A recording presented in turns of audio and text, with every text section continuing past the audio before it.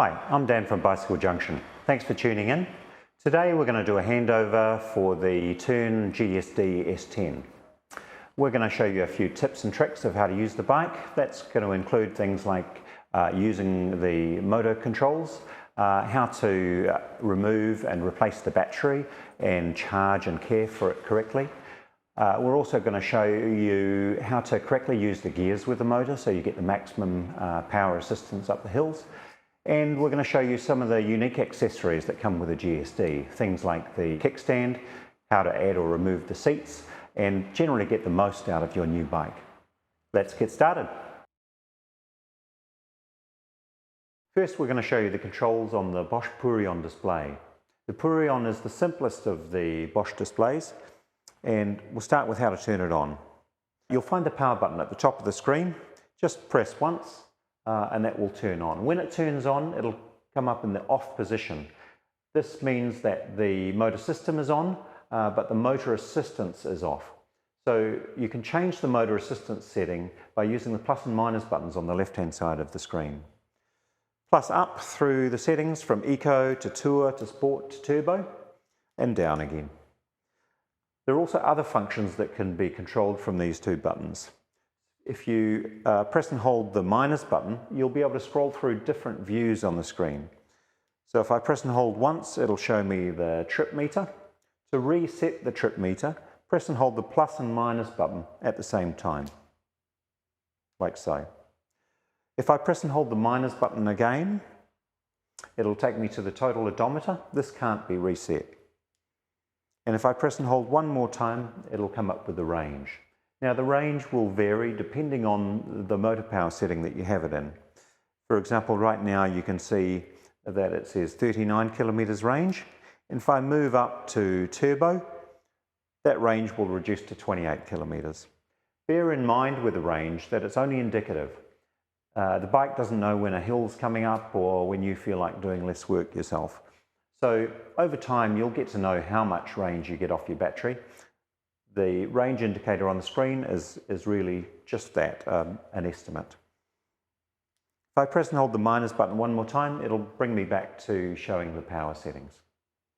Now there's one more function I'd like to show you on the Purion display, and that's the walk function. All Bosch motors have a walk function. On the Purion, there's a button at the bottom of the screen.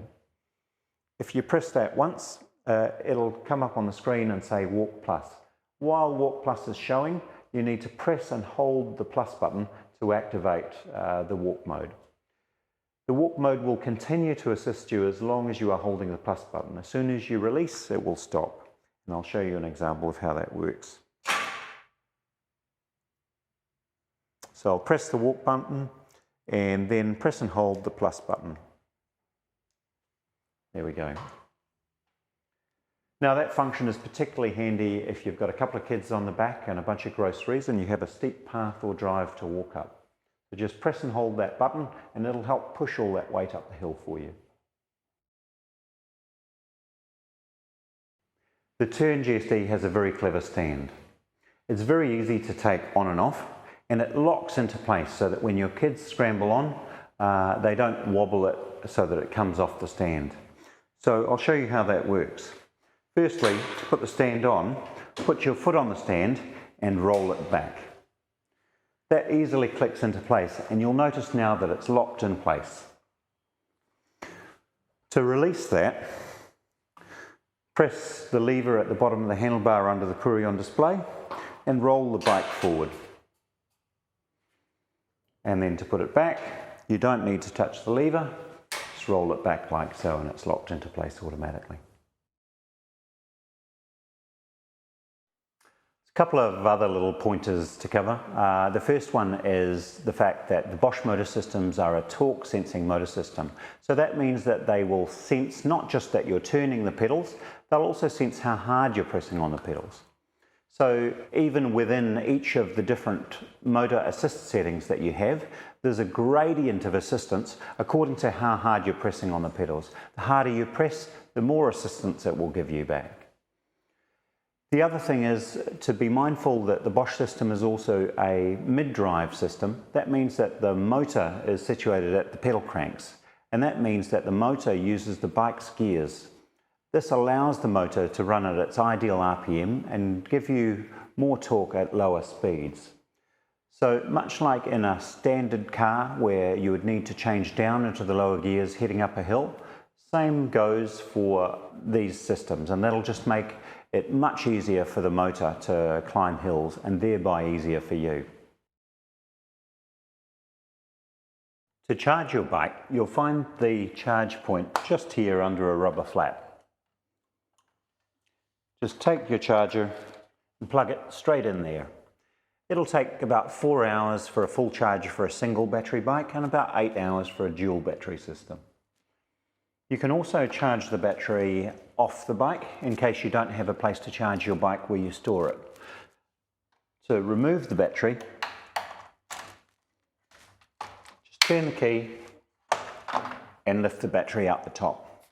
Now you'll find the same plug on the base of the battery as on the side of the bike, and again that just plugs in like so.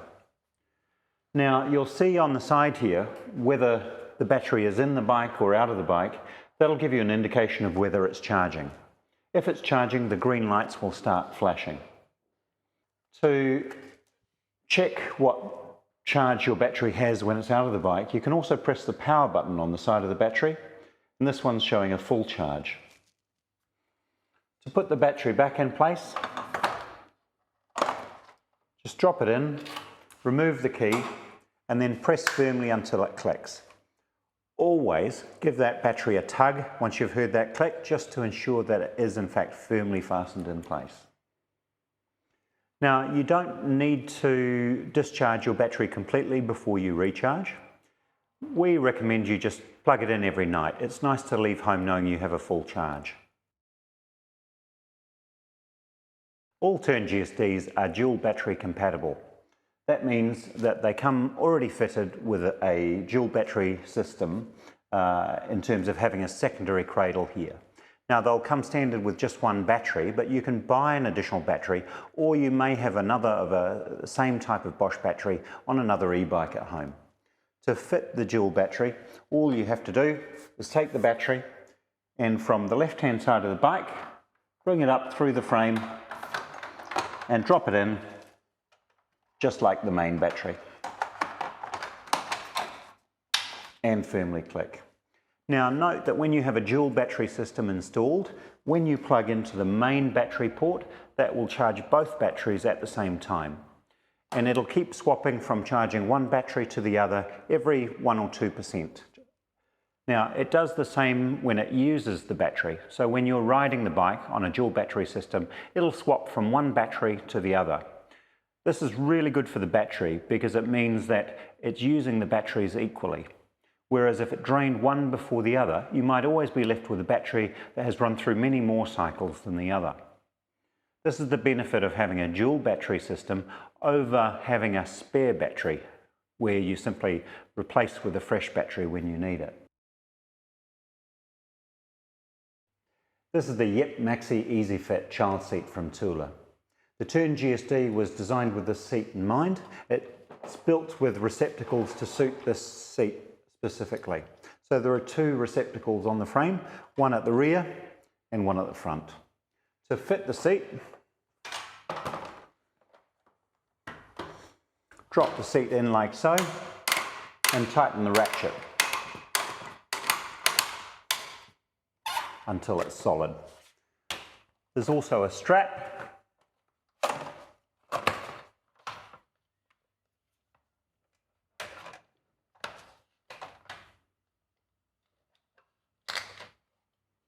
that can be done up like so. To remove it again, press the button on the strap, press the red button on the back of the seat to release the ratchet,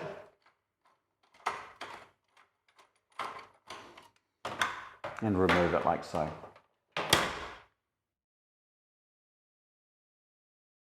The Tern GSD is a beautifully compact bike, and they've really designed it with space saving in mind.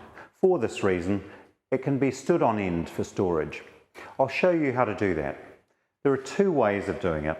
The first is to put the rear brake on and then lift it back like this. I find, and some of our customers find, that that puts a lot of strain on the back in terms of twisting. The easier way to do it is to go to the front of the bike, put the rear brake on, and then lift from the carrier and walk backwards, like so. It puts a lot less strain on the back. Now, once you're in this position, you can fold the handlebars down.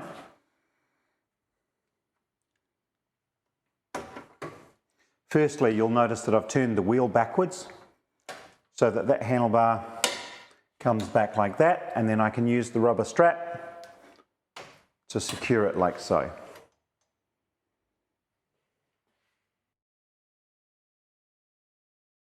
Your new bike will need regular service. We recommend that you book in your bike for its first service between 300 and 500 kilometres. This is just to ensure that everything is as it should be, and make sure that as things have bedded in, that nothing has come loose or gone out of adjustment. Following this initial service, we recommend booking your bike in every 1,000 kilometres. This is because that's when we normally see that brake pads need replacing. We want to make sure we catch brake pad replacement before it becomes an issue. If they wear out and you're rubbing on the backing plate, you can damage your rotors and damage other things. So do also keep an ear out for if the sound of braking starts to change the sound to a harsher scraping sound. This is a sign that it's already gone too far. Now, there's also some maintenance that you can do on your own at home. Things like pumping the tyres regularly is very important. It makes sure that you don't end up with a pinch flat, and it also increases the lifespan of your tyre. So you can look on the sidewall of the tyre for the recommended pressures, and we recommend, particularly with the rear tyre, which carries most of the weight when you have it loaded with kids, needs to be pumped up to at least the minimums that are written on the tyre. Other things are simple stuff like keeping the chain clean and oiled. If you're doing a lot of riding in rainy weather in particular, you might need to oil that chain once a week or once every 2 weeks. If it's squeaking, you know it's dry and it needs some oil. When you apply the oil to the entire chain and then take a clean dry cloth and wipe off the excess. This is because you really want the oil inside the links, but you don't want it on the outside of the chain where it's going to gather grit and grime, which helps to wear the chain unduly. With your bike, you'll also receive one of our Welcome to Your e-bike cards. In this card, you'll find important information about your bike, such as the model name, the serial number of the frame, and the key number. Please keep this card safe somewhere you can find it. Perhaps take a photo of it so you have it in a separate place as well. If you should lose both your keys, if you give us this key number, we can order you a new set. And if the worst should happen and your bike is stolen, you can provide the serial number to the police in order to track it. We also recommend that you log on to snap.org.nz, which is the police website for registering goods in case they're stolen. You'll also find other useful information in the card, some of which we've already talked about, such as securing the bike, insuring it, servicing it, maintaining it, and charging it. Thanks for watching. That was the basics on how to use your new Tern GSD. Hope you enjoyed that and hope you found it helpful. If you'd like further information or more detailed descriptions of some of the tech, feel free to check out our website at bicyclejunction.co.nz.